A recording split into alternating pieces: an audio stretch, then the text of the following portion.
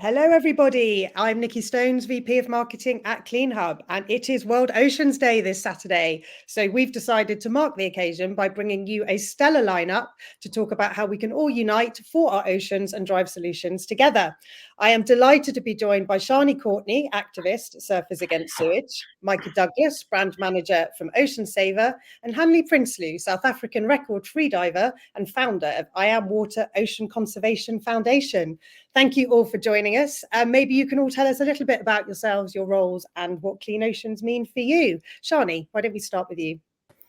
Hi, so I'm a volunteer regional rep for Surfers Against Sewage, and the oceans mean everything to me. They're our life source. They give us our oxygen. They provide our mental health space, and I am lucky enough to live near the coast, so it's very much part of my daily life, and I'm trying to do as much as I can through my sort of journey to inspire others and take as many actions as I can myself. Great, thank you very much, Shani. And Micah? Yeah, sure. So, hey everybody, I'm Micah. I'm the brand manager at Ocean Saver. So we're the cleaning company on a mission to save ocean life from plastic pollution and harmful chemicals in an industry that's producing billions and billions of single-use virgin plastic cleaning containers. So it's an industry that needs a lot of work. We say we want to kind of clean up the cleaning aisle, and yeah, very, very much from a personal level, I believe that, I can use my role to harness the power of the ocean and the kind of ability it gives us to motivate and inspire positive, meaningful change. And, from Ocean Saver's perspective, we've also got an opportunity to fuel people with cleaning products for all cleaning occasions and trying to make that as ocean friendly as possible. And the hope is that we can then, continue that inspiration piece and help bring in more, like, especially young, brilliant people into the, kind of activism and positive ocean space. So, the ocean is much like Shani, it's shock, surprise, like everything to me. I'm not near the ocean as well, so when I get an opportunity to go down, it really energizes me and keeps me focused. So really good to be here. Wonderful, thanks ever so much, Micah. And last but not least, Hanley. Oh, I think you're on mute actually, Hanley.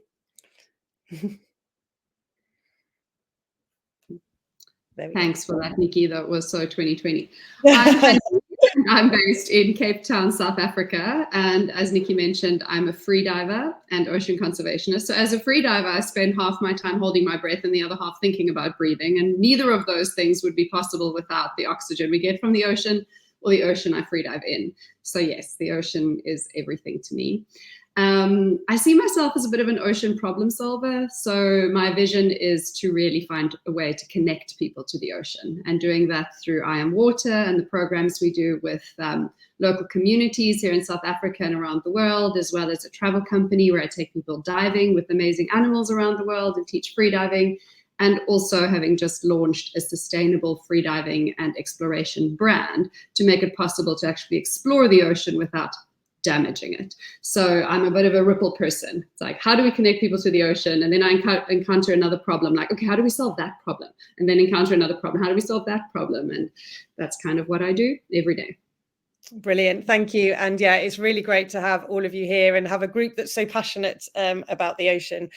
Also, a big welcome to everyone that's watching and listening. We will have time for questions at the end, so please do ask them in the chat and we'll get through as many as we can. All right, let's dig in. There's lots to talk about today. I think to start with, it's worth just reflecting on the state of ocean health today. And actually, I mean, we've touched on it a little bit already, each of you in your intros, but actually just how important the ocean is to all of us. The ocean gives us life. It makes our planet habitable. The oceans produce 50% of the oxygen we breathe, absorb 25% of all carbon dioxide emissions. It's home to nearly 250,000 marine species, and has an enormous amount of health benefits for all of us humans, both physical and mental well-being. I think, Micah, as you mentioned, I think we can all relate to that feeling, even whether we live by the sea or not, but that feeling of relaxation and contentment after a good day spent at the beach. So there are a lot of reasons to protect this most precious of ecosystems, and yet it's being polluted with plastic, chemicals, sewage. We're overfishing. The oceans are overheating. They're being acidified. So there's a huge amount of challenges facing the oceans. And I think, Hanley, from your experience of freediving, I'd love to hear a bit more about actually how you've seen ocean health change, over the years while you've been diving. Sure. I've had the pleasure and privilege for the last 2 decades to have been exploring the ocean, taking people on expeditions, diving in some of the most incredible hotspots around the world with big animals. And it is quite terrifying when you consider your lifetime to not have been that long, but going back to a place and seeing changes happen, be it from straight up and down people walking on coral to bleaching, such a fragile ecosystem, to just, going back to places where after the rains, the rivers come down with all the rubbish in them and you're basically swimming in rubbish. And some of these are moments in time, but mostly it's becoming more and more common. So my experience has definitely been that we see the impact on humans on the ocean more and more, wherever you go, whether you go to the most pristine, far off places, because we are all connected by the ocean for better or for worse. And I think that's something we forget, that when we stand on the beach and look at the sea, it's so vast, it's so big. How can it possibly be at risk? How could we possibly hurt it when it's so big? And I think that's something that really needs to come home to us, that it's a incredibly vast but incredibly fragile ecosystem in all its power. Having said that, also having traveled to some of the most long-standing and successful marine protected areas around the world, I've also seen regeneration, and I've seen huge biomass growth and expansion, and I've seen incredible recovery. So I do think that one must keep in mind that sentiment of it's so big and fragile, but it's also so big and resilient. So keeping those things at the same time so we also don't lose hope. Yeah, it's a really good point, Hanley, and certainly something, that we can dig in a bit more today about some of the solutions and how we can get more of that positive action happening. Micah, actually, it'd be really good to get your perspective as well. I mean, like Hanley mentioned, obviously human impact on the ocean is absolutely huge and felt everywhere. Can you just give our listeners a bit of a perspective about the scale of plastic pollution today? Yeah, I mean, undeniably huge. I think one thing that I want to make clear is that, at Ocean Saver, we have like a focus on plastic and plastic pollution. It's something that kind of garners a lot of interest and effort, and it gives us a bit of a focus. Ocean is multifaceted. There's a lot of different issues that are being experienced by the ocean. And I think that kind of wider category of waste is probably a bit more of an inclusive term when thinking about plastic. Plastic has undeniably adverse effects on ocean life, whether it's ocean life around our shorelines or the high seas. Plastic manages to get everywhere and be a part of everything. And I think, I once heard plastic described as a miracle that's been horrendously mismanaged. And I think that's pretty much where we're at. We've created plastic and it's enabled us to create products and a bit of an existence, I suppose, in modern society, but we've not realized that the repercussions are just so extreme for all nature. So yeah, plastic, particular in our category of cleaning, is pretty much the kind of the most widely used material, and we need to pivot away from that as quickly as possible, because we can't recycle ourselves out of this problem. And I think governance worldwide likes to talk about recycling, but the actual production of plastic continues. So we're definitely in a bit of a crisis. There is hope and there's ways of getting out of this, but we do need to have a kind of a harsh word of ourselves about the amount that we're using and the amount that's just currently out there. And we have to remember plastic is not something that biodegrades. It's going to be around for an extremely long time, longer than any of us are going to be on this earth. So now's the time to think about our use in particular and think less about trying to recycle ourselves out of the problem, but actually address the initial production of plastic and just the sheer amount that we can consume on a daily basis. So yeah, big problem, but I'm still very hopeful and motivated to address that in our small way, at the brand. No, absolutely. And I think, another key area, it's certainly something that we're focusing on at CleanHub as well, is that actually that the infrastructure is not in place in so many coastal regions around the world to be able to deal with the waste either. And so actually, a lot of it's then leaking into the ocean there as well. So we need the reduction, we need better ways to deal with it, and we need proper waste management infrastructure in place. Also, Micah, as well, actually, just before I move on to Shani, I mean, obviously chemicals are a big problem, of course, in the ocean as well. And that's another sort of area that you're looking to tackle Ocean Saver. Maybe you could just tell us a bit more about that. Yeah, so I guess if you just use England as the kind of focus, because that's where we are, you know, a study came out a few years ago that showed that phosphates and phosphorus, the compound, is the most common reason for water quality failure in England. And what we've got to remember is that P-based detergents are a huge player in that. You know, everything about how you consume and the products that you use has changed since, you know, kind of our grandparents' generation. And we've now ended up in a situation where people are cleaning their clothes more than they ever have. And a lot of those cleaning containers, you know, have phosphorus and phosphates. And the issue with that is that chemical then gets kind of leaked into waterways. You know, we talk a lot about the problem with chemicals kind of starts in the household, it goes down your drain and ends up in waterways. And once it goes into your waterways, it triggers something called eutrophication. And that's just creating an imbalance in nature. And it's just having real kind of disastrous effects on not just the ocean, but the waterways that carry everything to the ocean. So yeah, we do need to consider that the harmful chemicals in the products that we're using are having a direct impact every time we use them and when it goes down the drain. So I think there's a lot of stuff we can just do in the household to address like the chemical problem alongside the plastic problem and the actual chemicals that are being leaked. And yeah, I wouldn't kind of place importance in different areas, but I think if we can think about cleaning in terms of plastic and chemicals, then we can start to address both of those things. So yeah, it's creating problems. Yeah, for sure. And sort of, I guess, tangential to that then, Shani, I mean, certainly something that's in the news a lot in the UK at the moment is sewage. And this is a big problem, you know, in the waters around the UK, certainly. How worried should we be about raw sewage in the ocean? So along with the sewage would also be ferrochemicals, would also be microplastics, would also be drugs and usage from our body going through the system. So in 2023, from the data that we have available at the event discharge monitors we've been pushing for at the end of the combined sewage overflows on our network, we have a combined wet network for wastewater in the UK predominantly.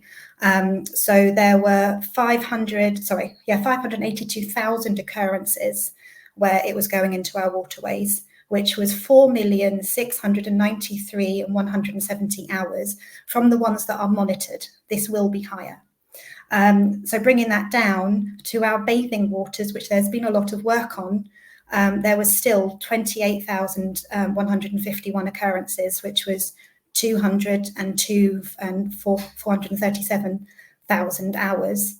And then bring it down again to one of my local beaches where I held a protest recently, Gurnard. There was 5,360 occurrences in 1 year, and that was 649 incidents. So layering into what was being said by Ocean Saver, you find eutrophication, you find nutrient overload, and I've seen algal matting at an end point for something that we're working on collaboratively with Southern Water locally to get removed from the system. There is algal matting across this beautiful salt marsh, and then I witnessed algal growth on a new seagrass area. So the new seagrass didn't have algal growth, but last year's was just matted with it. And that's because of this nutrient overload from our waste. And I think for me, this is why I joined Surfers Against Sewage, because it's so connected to all of us every single day. You can make choices to make it better, for sure, but it's a real gateway pollution because we all poo, we all pee. So it's something tangible that everybody in the world can connect to. And I think that's why it's also a really powerful opener into other people's stories. Like, you start with this, but then where does it lead you to make solutions?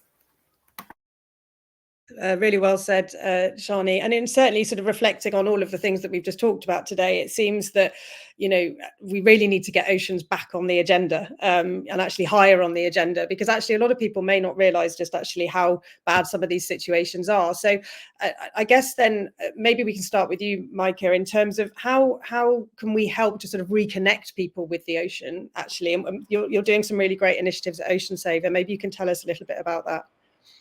So my personal belief around this is, obviously there's that disconnect from nature. So for example, 1% of all people in the UK work in agriculture, just something that kind of like makes it clear to me. I actually think that there's been a distinct change in how we consume nature and and quite simply where we go on holidays, for example. So I think that disconnect specifically from coastal communities has created a bit of a, I guess, like a moral disconnect, and people feel like they're not near the ocean, therefore they don't necessarily have to think about it or care about it. So if we consider that 18.5% of all people live in coastal communities, you know, it's around 10 million people, we definitely have like a big objective to, you know, support coastal communities and kind of return our minds towards the coast and what people on coastal communities are experiencing, because, you know, these are places and people that are at the forefront of climate change and need more climate resilience, need more kind of like support. And yeah, I feel like, you know, as we've urbanized and distanced ourselves from the coast and coastal communities, we've forgotten about the importance of nature connection. I think this has then created just a massive disconnect. And, you know, if you live in somewhere like London, one of the biggest cities in Europe, if not the biggest, you're probably not thinking about the ocean every single day. So yeah, I'm a big advocate of trying to find ways to introduce nature into your, you know, weekly schedule, your day-to-day, and start to remind yourself of the brilliance of nature and the ocean, and how it can, you know, have pretty much all of the answers to address all of our climate issues. So yeah, going to the coast and building relationships with people down there and hearing the problems and the issues, and, you know, where Chani lives, and I think is going to be one thing that's going to help us reconnect. So yeah, look, I'm sure we'll talk about lots of different opportunities that people can get involved with later, but yeah, let's try and kind of reconnect to the ocean, to nature, and to coastal communities that need a bigger voice. Yeah, it's a really good point, Micah. And actually, as well, of course, we're not all, I am in London. Unfortunately, I'm not living by the ocean. I wish I was. But, you know, we do have waterways here. We have the Thames, we have the canal. We actually did a cleanup with some of our brand partners yesterday evening along the canal. And there was plenty of waste, sadly. But, you know, actually just getting closer to the water and actually kind of getting your hands dirty sometimes, it can be really, really powerful, actually, and a good reminder of that we need to protect nature for sure. Shani, Surfers Against Sewage are doing a lot of work to mobilise communities and individuals around ocean conservation. Maybe you can tell us a little bit about that as well. Thank you very much, Nikki. So yeah, building up what you said, we also have a campaign strategy for cleaning up waterways, beaches, parks, wherever you're near. It's called the Million Mile Clean. If you look it up, anybody can get a free kit for up to 20 people, which would be a bag, some gloves, first aid kit, and public liability insurance. Individually, I've run, done over 46 in the last 18 months and cleaned up over 790 kilos of waste.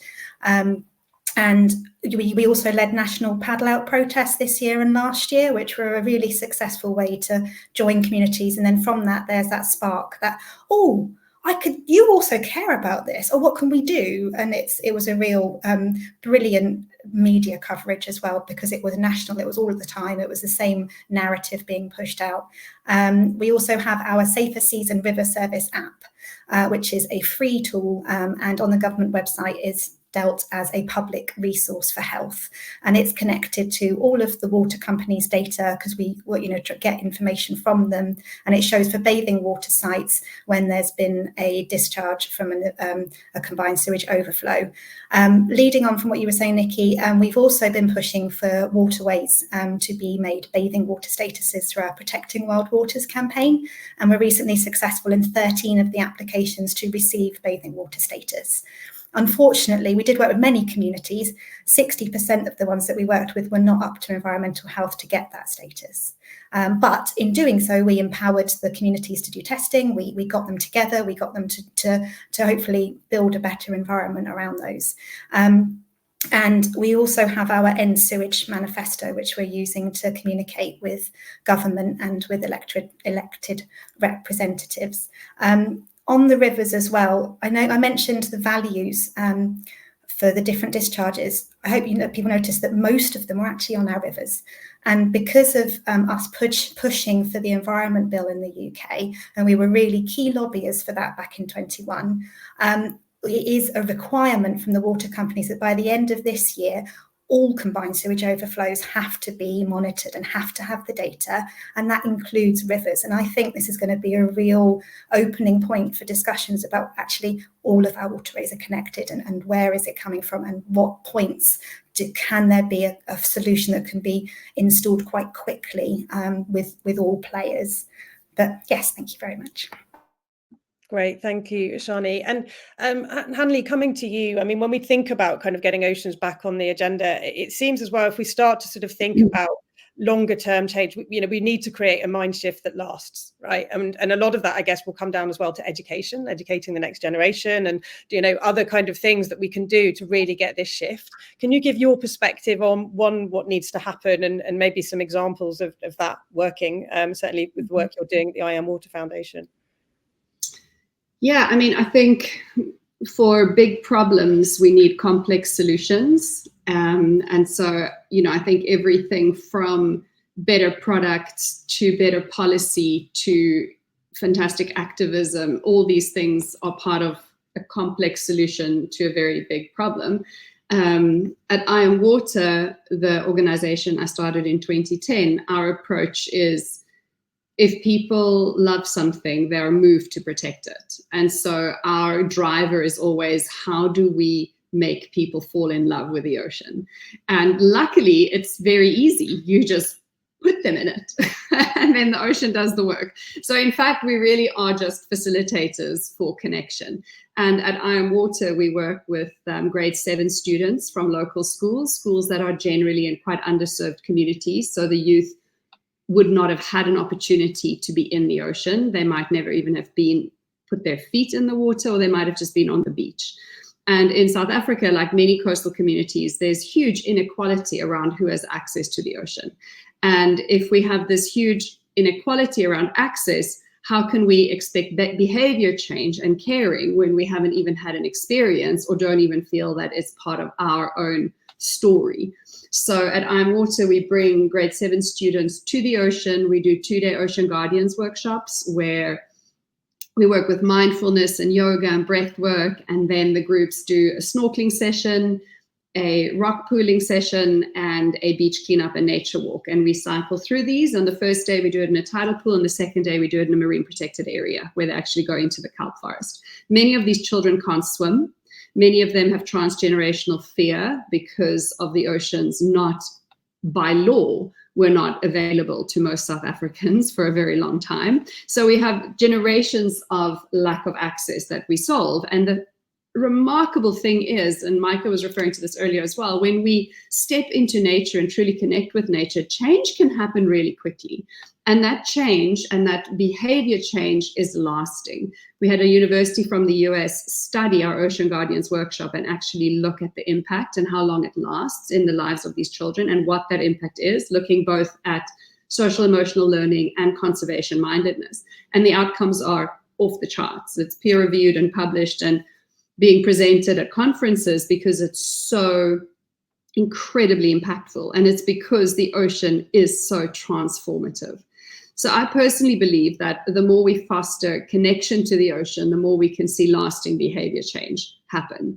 And yes, this works for children from local communities. It also works for decision makers. It also works for anybody in power to have a transformational experience, which is why through the travel company, we always try to take people who are more in that bracket to have the same transformational experience. So from a grassroots level, a high level, I really think getting people to experience the ocean is how we fall in love and see lasting behavior change. And that behavior change filters through everything, right? It's from what we buy to what we eat, to how we think, to how we travel, to how we interact. It's keeping the oceans on the table, not because we've been shocked or scared by statistics and data, but because our hearts have been opened. Yeah, I think that it's a really good point, because I think actually with all these things now, you know, for all of us, you could just become numb by the stats and data. Actually, it's almost too big. It's too overwhelming, isn't it? But actually, you know, yeah, we can all feel that emotional connection to nature. We can all feel the benefit of having been in nature, can't we? And that's much more powerful. I'd like to, actually, we've come a few people, we've sort of talked a bit about the coastal communities. So a few of you have brought up the coastal communities. So I think it's worth just digging in there a little bit as well, because of course the coastal communities are on the front lines of many of the issues that we're actually talking about here. Again, certainly at CleanHub, I mentioned, you know, so 2 billion people around the world in coastal communities aren't connected to proper waste management. And that's a big cause of plastic pollution. We're working, you know, very hard to solve that, but it definitely seems that a lot more needs to be done across the board to support coastal communities around the world. Shani, maybe you could start by just giving us a bit of a sense of actually some of the challenges that are being faced by these communities. So I appreciate that, Nikki. With the Isle of Wight as a focus, as that's where I live, there are two things that I come up against. One is this: businesses don't want to interact with me necessarily, because if I'm saying you need to be aware of the quality of your water and how can we improve it, they feel scared that they're not going to get the business into their space. But actually, they're not getting return business because the waters are being impacted by pollution.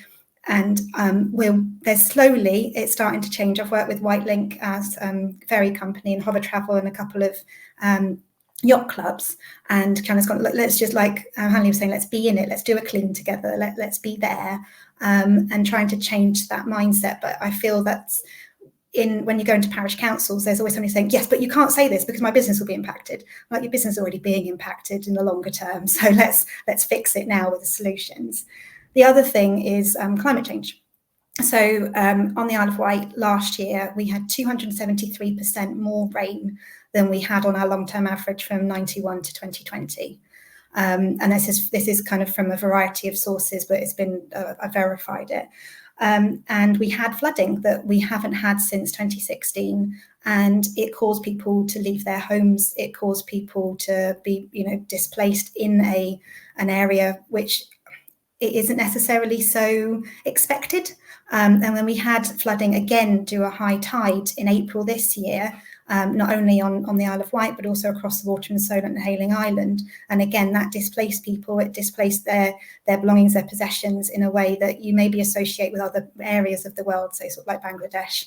And I think that that hopefully won't scare people, but will mean, okay, well, what can I do to be part of that solution?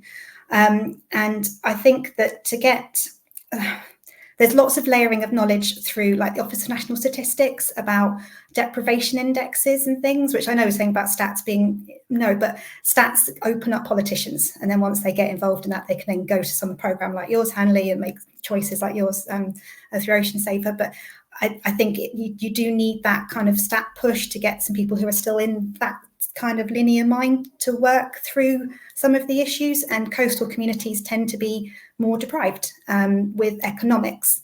And so I really hope that there could be this kind of upward spiral through grassroots activism. And so we've got over 300 reps across the UK, and we're recruiting more. But we're also present at the higher level of government and lobbying. And it's that kind of transition through society that will hopefully make some changes. And Hanley, are you seeing the same? Is it the same in South Africa? Are you seeing the same things with the coastal communities there? Absolutely. And Shani, to your point, I completely agree with you. Like, the information we need and what science tells us and research and data is so important, because it's once people have that opportunity to care, there's information for them to hold on to and act on, right? So it's extremely important. I think coastal communities around the world are challenged and threatened because of what oftentimes isn't even happening within their country or within their region. And I think this is also, in the more global perspective, something to keep in mind, that many actions that are taken in some of the most privileged of countries is having far-reaching effects to the least privileged around the world, because, like I was saying, the ocean connects us. It's not like we used to think on a map that the green areas are what matter and we're separated by this blue stuff. It's actually connection. When I dip my toe in the water here, I'm actually connected to Shani where she is in the north. So we're connected in that way. And I think the more we think about that, the more we can both feel compassion and action for others around the world. And I think, whether it's pollution, whether it's overfishing, so many people depend on the ocean for their livelihoods and for their protein, right? And something very close to my heart is overfishing, and how, some of the greater extraction nations in the world are just so good at fishing. that there's nothing left for the artisanal fishermen and the communities that really do depend on it. And then they often are the ones who become villainized because we can see them, because they're not acting out of sight in the dark of night, right? And so I think there's also a shift that needs to happen around the effects we're having on coastal communities, and where coastal communities are the victims and oftentimes also become cast in the light as the perpetrator when in fact it's really not. I think that's also really important. So there needs to be an open-mindedness around that as well, because the global perspective in this case truly does matter, especially when it comes to things that can be out of sight, out of mind, which I think up until recently has been the case with a lot of the pollution and waste, and then definitely still with overfishing. Yeah, for sure. I mean, Micah, do you have a perspective on this? I guess just to lend just a perspective on, so the West has a huge obligation in its consumerism, I suppose, to, protect and support and almost alleviate the amount of issues that coastal communities are experiencing. So if we consider the fact that 50% of all plastic in the UK is burnt, 11% is exported to different countries around the world, 18% is recycled, we need to really have a stern word of ourselves and think about the amount that we're consuming, and actually understand that when we buy plastic, when we use plastic containers, when we throw it in the general recycling waste, we're having that impact on coastal communities and also ocean life. And that's a global thing. And I think the West is obviously, there's a cognitive distance between how we enjoy kind of modern society and consumerism and, the wealth and the effect that our consumer behavior is having on places like where Hanley is, or even closer to home, like the Solent or East Coast or Norfolk. There are all these more vulnerable parts of society which exist, which is having a response to the amount that we're consuming. So I think one thing I often talk about is that we've almost forgotten that we can just reject a lot, and we can say no. We don't have to just buy things and spend money and overconsume on stuff like plastic and chemicals, which is having this massive problem for coastal communities and lots of other vulnerable communities. We can reject that. So I often say to people, lots of big brands and multinationals put a lot of money into convincing you to buy their products, but you're in control. You have the power. You can make a choice and vote with how you spend and your wallet, and it's okay as well. This used to be the convention. We didn't used to overconsume, and it's become unconventional to be like all of us on this call. So yeah, I really think a return to that convention of under consumerism is only ever going to have a positive benefit on coastal communities. And then we can start to also think about all of the other things we should be doing to support the most vulnerable people in society, but then also the ocean life that kind of exhibits these areas. So I think at Ocean Saver, we've got a unique opportunity as like 100% ocean focused retail brand to speak to people in a slightly different, more transactional environment and tell them, no, actually, by using products like Ocean Saver, you can never get involved in the plastic problem. You can just be completely avoid it. And then hopefully the hope is that then supermarkets and retailers and, we can kind of like ladder up from there, will then be more convinced to join, all of our causes and kind of reduce the amount of plastic that it's currently stocking. So yeah, we've got a massive obligation to support coastal communities, and let's not forget that. Yeah, it's a really good point, Micah. And I think, like you said, we do all have the power to vote with our wallets. I think we'll come back before the end. We will just talk about some other tips and tricks for everybody in terms of how we can all be thinking about things from a consumer and an individual perspective, for sure. Before we get onto that, actually, one thing I would like to talk about is the importance of collaboration. So obviously we've talked about, Shani, looking at you definitely for this to start with. Collaboration is going to be key. Obviously, we've talked about a lot of really big challenges here, and it's only if we're going to come together at a country level, at a company level, industry level, all of these things, that actually we're going to be able to have the desired effect. Shani, you've got a very unlikely partner with us, one of the collaborations that you're working with at the moment in Southern Water. Could you tell us a bit about that collaboration, how it came about, what your goals are through it? So it came about because of an emotive story. My child got sick after swimming in the sea, along with 1,924 other people last year reported on our app. And I went and approached a gentleman called Keith Herbert at a Southern Water stakeholder event, scared because of the narrative that had been pushed out by various people that, you know, bad guy, good guy situation. And he wasn't like that at all, and gave me a place to speak. And collaboratively, we've gone into parish councils, planning councils. We've worked together on something for the full council called a sewage motion, no pun intended, where it went through full council to make the council focus on solutions to end sewage pollution by a certain date. We've done talks together at the Royal Geographic Society and the Hampshire and Isle of Wight Trust. But on a more practical level, what's been amazing is that I have a meeting every 2 weeks with this person. So I can say, oh, the community said this person's got sick in this space. Oh, there's a problem with this particular pumping station. What are you doing about it? Oh, I know that this space has had a bit more pollution recently. What kind of programs are going on to do some work for that? And it's also, I feel, given him an outlet for positivity, because I'm a very positive person. I don't like being negative. So I go in and go, oh, you did that. That was brilliant. There was a picture I was took today of some sustainable urban drainage that was fitted at a place where I regularly go with my child because of our interaction. And there were hundreds of bees on it today. And it saved so much water, and it stopped erosion of the road, and it's helped the neighbours. And this was just like 3 planters. But that's scaled up. You know, there was a particular pub, they were having problems getting some sustainable urban drainage in. And I walked up and went, oh, I hear you've been approached by Southern Water. How's that going? What's happening with it? Any blockages that I can help with? Are you going to go for it?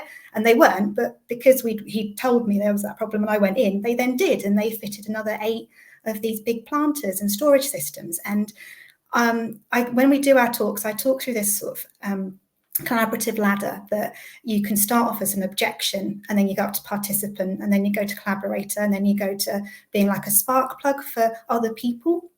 And one of the councillors in the sewage motion said to me, she said, I wouldn't be standing here with the other 3 parties in the UK if I hadn't seen how you and Keith work together.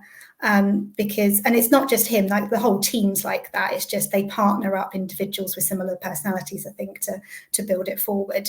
But I think also when you get 2 people who are really excited about solutions, as we are here, you get more of that going through. You don't focus on what's going wrong. You say, oh, what can we do to fix this? And then that builds in more of the community. So when they go out to somewhere, they've heard me talk or they've seen this post and they go, oh no, I will say yes to that now.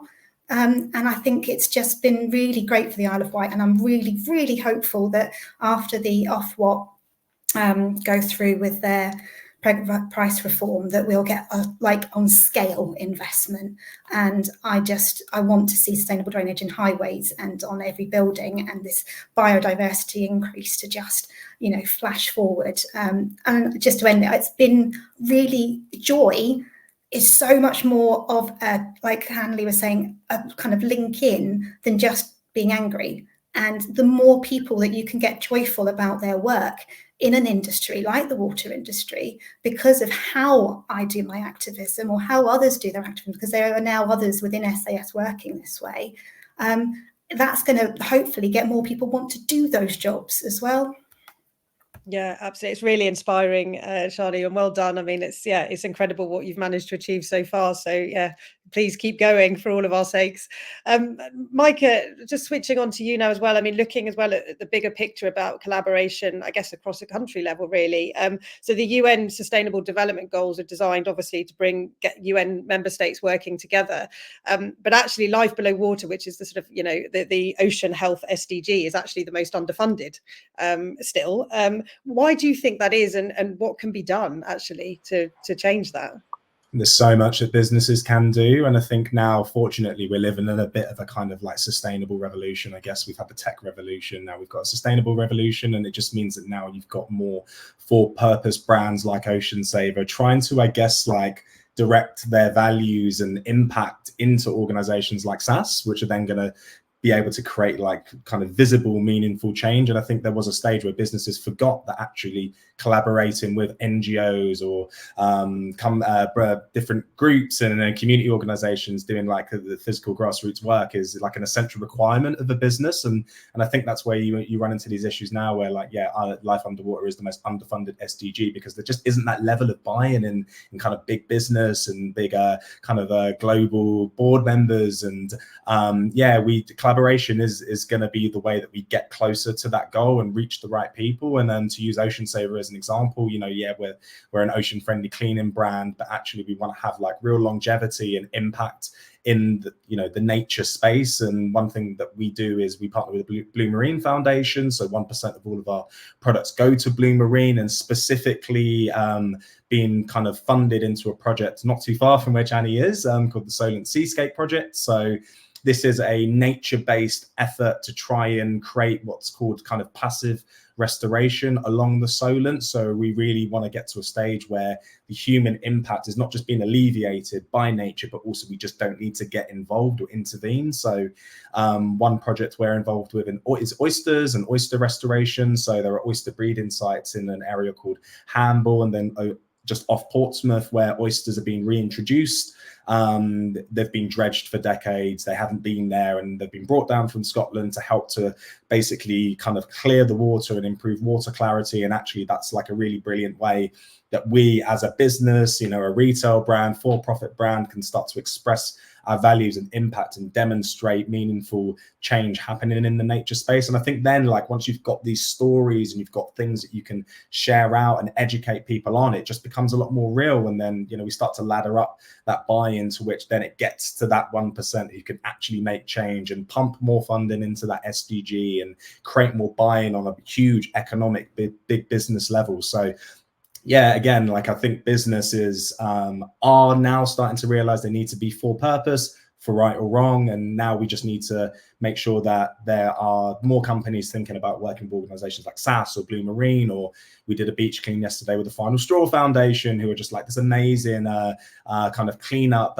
effort that work with children in particular. And I just think this is like, what an amazing opportunity, at least in our sector, which is inherently collaborative, to start to create impact, not just from like a business and the amount of profit being made, but actually like putting that profit and that spend into organizations, like creating stories for us. So yeah, really well said, Micah. And I think then leading on to that, Hanley, also is then just thinking sort of actually how other industries as well can collaborate more effectively. You're doing quite a lot with the travel industry. What's your learnings from that? And then actually how we can build on what Micah was saying? Yeah, absolutely. I think collaboration is really where you build greater impact and greater scale. And I think oftentimes working within the conservation sector or any kind of, purpose-driven sector, it's very easy that one feels quite alone and quite vulnerable because it's a big problem you're working on and you're generally very passionate about it. And, and I think connecting with others who have shared vision is also hugely energizing. And I think there's a need for an openness and sharing when we talk about collaboration as well. So I'll get on the travel side soon, but I think something we've definitely seen in our sector is a kind of a reluctance to collaborate even with others within the conservation sector. And that sometimes can be because of feeling threatened or access to funding or, those kind of things. And I think it holds back solutions. So one of the things we've done at Iron Water is getting so much interest in our Ocean Guardians workshop and people saying, but I need to do this in Argentina. This would work so well in parts of the UK coastal communities. Like, there's kids without access to the ocean everywhere, right? But it takes a certain amount of skills to safely take people who have fear and who don't have access into the ocean. So we launched a program called the Oceans for All Alliance, where we train organizations around the world to offer this work and actually train them in Cape Town where they can see what we do. We train cohorts to do this, to leapfrog organizations around the world to be able to do this kind of ocean connection work that has great impact. And I think that's a really important part of collaboration, is saying, how can we upskill and support each other to create greater impact, as opposed to my IP is so precious, I can't possibly share this with others. And I think that's a really important conversation to have, to see where collaboration can be powerful. And then I think cross-sector, like you were saying, I think for me, the travel industry has always been an interesting one when it comes to oceans, because the ocean is such a huge draw card for people to want to travel to, you know, whether you're, you know, Micah was saying, whether you're traveling from in-country to coastal, whether you're traveling from Switzerland to the Maldives, doesn't matter. You know, there's this draw to be close to the ocean. And we know, right, that's scientifically proven. Blue mind is the thing, like being around water makes us feel better. And I think having worked extensively with the travel industry, there's a real, I think, understanding, and it's growing, to see that being good for the planet or good for the ocean is good for business. And it's not just because you're attracting a kind of client who cares, but because where are we going to go when the beaches are full of trash and the islands have sunk and everything's dirty and we're vomiting when we go for a swim? Like, honestly, sticking our heads in the sand and not wanting to solve this is bad for business. And I think the more people realize that, across various sectors. And I think something to remember as well, whether somebody's working in a sector or in a business that's been villainized, they're still a person. They're still a person who might love swimming. They're still a person who might have a child they want to one day show a living coral reef to. And I think remembering that and connecting on that level, like Shani's shared so beautifully, that relationship she's built, I think that is extremely important, because once we push people out of the conversation, there is no chance for collaboration. Yeah, absolutely. And I think listening to this now, a lot of people are going to be feeling very inspired to act, but not necessarily know how to do that, right? So we've obviously been talking about the sort of the industries and the businesses, but actually how all of us individually, what is it that we can actually be doing ourselves in our homes, in the things that we choose to buy? Micah, can you give us your sort of perspective here on how we can get more people to come together to drive change? What is it people can actually be doing in their day-to-day to actually help everything we've been talking about? Yeah, I think I'll just talk about the softer stuff, because a lot of the kind of like on the ground work we do definitely kind of intersects with what Chani's doing, and she's doing more of it. So I want to leave that to you. But yeah, I think quite simply, like just evaluating your, again, like consumerism, and just thinking about those small sustainable swaps you can do with a kind of sympathetic edge to like the economic reality that we live in now, I think is just a really brilliant positive way to try and like up your blue mind, and then try to, you know, feel like you can be more like included in this space. So whether it's the way that you dress or the products that you use to clean, obviously very relevant to us, or the way that you travel, I think that's a really small way you can just evaluate your own personal experience and start to make like those kind of small adjustments. And you know, also within that kind of parameter of like your levels of anxieties, I think it's obvious now that eco-anxiety is a massive thing that exists, and lots of people feel disengaged and feel like it's inaccessible to get involved in sustainability. I think there are lots of like very small passive kind of activism things you can do, which are going to be like totally kind of, yeah, empathetic towards your own levels of anxiety and help you get involved in sustainability. So I think sustainable swaps, we talk about it all the time, but it's actually like becoming more and more powerful as the years go on, and more accessible, because it is entirely inclusive. It doesn't matter where you are and where you live. You don't even have to be near nature, but there's one small way you can get involved. And then the hope is that from there you can start to do other things and think about like, yeah, travel or clothing or whatever it might be. So just finding that like small thing that you can start with, maybe 30 minutes a week or whatever you can do to just get involved and change the way you consume, I think will be a massive thing. And then I guess just to touch on some things that we're doing as well, you know, just look into businesses and asking them if you can get involved in some of the work they're doing, the volunteering work, asking them if they do any of it, and if not, why not? You know, we have a lot of power as people to hold businesses accountable for the work that they're doing, but to also get involved. And, you know, I love nothing more than heading down to the coast, doing a beach clean, meeting real people, meeting like fans of our brand or other brands, and, you know, just that kind of hive mind mentality of all of these people that are kind of passionate about volunteering efforts in ocean, but are coming from all different walks of life. I think you're going to quickly find your tribe if you start to speak to brands like Ocean Saver and ask what they're up to and how they can get involved. Yeah, it's a really good point, Micah. And I think, there's a lot of great brands like Ocean Saver, those that are partnering with us at CleanHub that are really doing some great things, actually. So we do all have the power to vote with our wallets and support those brands. And it sends a very clear message then to other brands and industry, right, that they need to act. Shani, so yeah, maybe you can tell us a bit more then in terms of what your perspective on what we can all do in our homes today and actually just how people can get involved. So I think I'm going to do two-pronged answer to this. So I'm just going to tell a quick narrative about the beach where my child got sick. Because of the SSRS app, because people emailed the MP, because it is an issue, because people tell their stories to media, Southern Water got £35 million funding accelerated from Ofwat. That funding, amongst all the sustainable urban drainage and other things I mentioned, was used to optimise their network at the beach, and it saved 82 spills in 1 month. And that's the beach that sparked my journey. So it was a really lovely kind of conclusion to see that your voice and making those single emails or saying a story to the media created a physical change that stopped the pollution into the sea. I think it's a privilege that people need to hear more, which is why I'm telling you now. But also I put it why that collaboration just builds in, because I wouldn't know that had happened if I wasn't having this ongoing communication. SAS asks you to download the app. It's one of our biggest tools. And then from that, campaigning is available for you on your mobile. What I have learned is that impermeable area is one of the main sources of problems for the overloading the water into our system, because it's a combined sewage wet system. So if you remove the water and put it back where it belongs, into the ground to filter through to groundwater levels to create biodiversity, it is a phenomenally powerful thing that people can do in their homes or as part of a residents association. If you're renting a property, you could get involved that way with shared spaces. I removed over 9 square meters of impermeable space in my garden. I thought I was quite a responsible person, but I just need someone to tell me.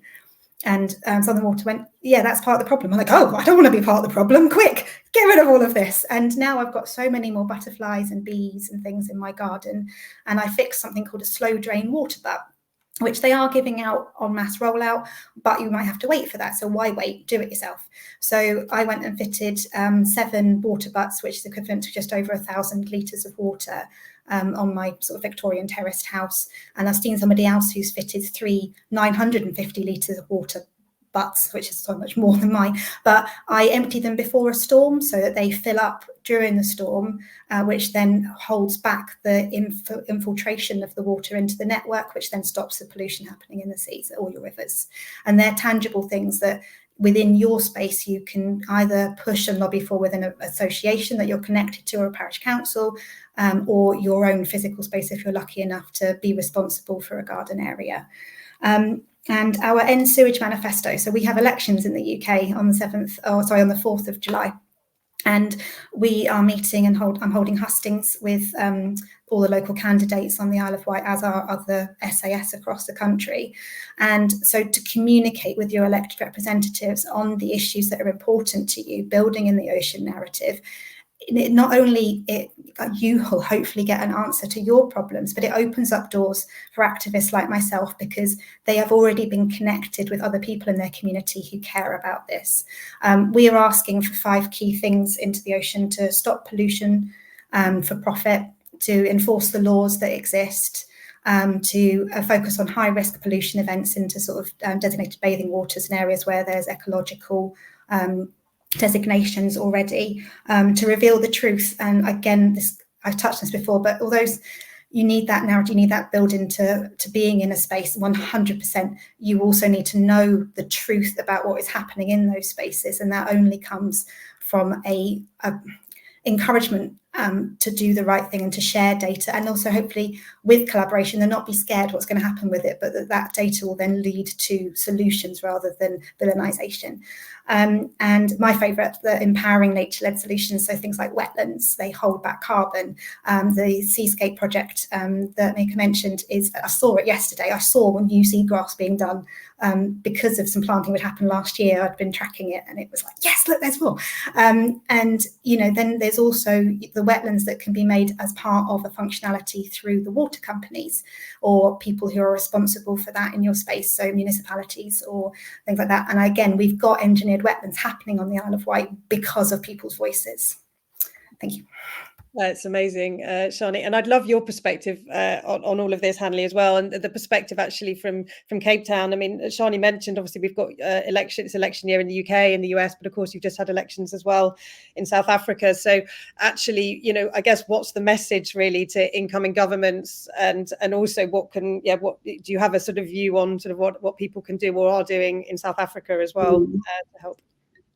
Feels like this year is the year to vote in the world, right? And vote for the right people, because I think that really is one of the we can vote with our wallet, and we have to vote with our fork, and we have to vote in all these ways, but we also have to just freaking vote and vote for the right people, because, you know, power,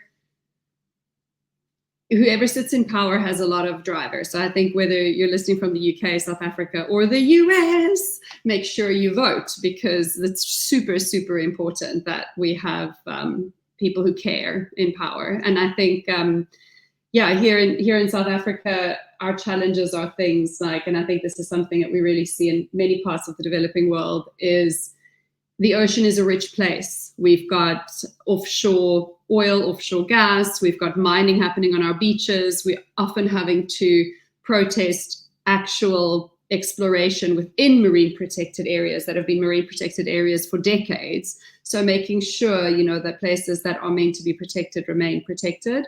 And I think this is something where, you know, in all the different ways everybody has shared, using our voice. But I also think, you know, just become somebody who talks about it, you know, and you don't have to be like a negative Nancy who hits people over the head all the time, but, you know, talk about it in different ways and hold people's hands along the journey so that people also feel supported. I think one of the worst things that comes with activism is this feeling that you have to do everything properly, otherwise you can't be involved. Like, I'm going to try and eat a little bit less meat. What? You eat meat? You know, and immediately somebody feels judged and outside of becoming part of this. You know, like, I think there's also a real need for a greater openness and encouragement for people to start trying to make better choices. Like, everything can't be right straight away. So I think, you know, really just launching themselves into the process and understanding that we're trying and trying harder and keeping going. I think for me, that's always the personal way. And then in every opportunity we can, getting back into nature and getting back into the ocean and seeing how we can support others to do that, because that's where we do our best decision making. Yeah, absolutely. And Micah, your perspective on this, and maybe just sort of looking ahead a little bit, just to sort of finish in terms of, I mean, particularly in your specific area, I guess, sort of trends that you anticipate in the sort of, you know, in the sustainable product market, or things that, you know, that you think are sort of coming down the line, or that you're championing to benefit ocean health going forward. Yeah, I think the biggest trend at the minute is greenwashing. So until we can get our heads around that, we need to, we can't really talk about anything else. But as I said before, it's obvious in like the brand space that everybody's like making this shift to being or appearing as a more purposeful brand, because that's an expectation from people. Like everybody, lots of people now, you know, it's no longer an echo chamber. People have this expectation now that they want to like consuming for good. So we're just seeing more, you know, in the cleaning category, or like in F&B, food and drink, like more brands perceiving to be for good but are probably not. And then brands that are just on the journey, and that's totally okay as well. And it's going to take some time for everybody to adjust. But yeah, that's one kind of more negative trend that we're seeing. But the hope is that brands like Ocean Saver and other brands can just like continue leading by example and actually demonstrating through success that people want these kinds of products on market, and they enjoy it and they work as well. And, you know, in cleaning in particular, I think we've got this kind of fixation on efficacy and like performance. And, you know, if we can get for good brands to have as good efficacy and performance, then we've kind of already gotten a long way along the journey, because yeah, we want things to be clean, like number one. And you know what, if an ethical product just cleans as well, then why would we not buy it? You know, it's going to be pretty much as affordable. It's going to make you feel better, and it's going to start to kind of adjust your mindset. So just be wary when you're in that retail environment of brands saying, you know, like, 70% less plastic in this product, and all this choiceful wording and communication, which is just greenwashing. There's or blue washing or whatever it might be, and they're doing everything that they can to get you to like stick. But actually what you need to do is move over and at least try to move over, and then not think too much about the noise that comes with that, and come and join our unconventional living, which is just, it should be the convention and is the convention. So definitely more for good brands, but definitely a lot more resistance and greenwashing that's come along with that. Yeah, thank you for that, Micah. Absolutely. We do have, we're getting close on time actually here. So we do have one question which has come through. We've got a couple, but we'll start with this one. Maybe Shani, you can talk to this, which is about how can we engage schools and support them in educating younger school children on the importance of oceans and what they can do to help? Thank you ever so much for that question. So we run a digital and in-person ocean school program with full downloadable resources on our website. I've delivered one on the beach as well to some children. So if you reach out to SAS HQ, they'll be able to connect you through to a local rep who might be able to facilitate that. And we do in-person school talks as well. But I think I actually asked a question to the BBC Ocean podcast on this climate question. Like, when's too young to talk to children about climate change was my question to them. And because I was finding it hard to judge what load to put in, but I think it goes back to being positive. So, and that collaboration, and that if we can instill that at an early age when we talk about the oceans, I think that's a good way to not kind of spark any anxiety in our children surrounding this problem, and to get them to love where they are and try and see the wonder in the spaces that they want to then go and do a litter pick. Something tangible, something small is the best way to start. Wonderful, thank you, and a good place for us to finish. I think we've added links for Ocean Saver, for the I Am Water Foundation, and for Surfers Against Sewage, all in the chat. So please do support all of these sort of the work and the foundations and the businesses, and hopefully everyone's feeling very inspired to get back into nature and to protect our oceans. So thank you all very much.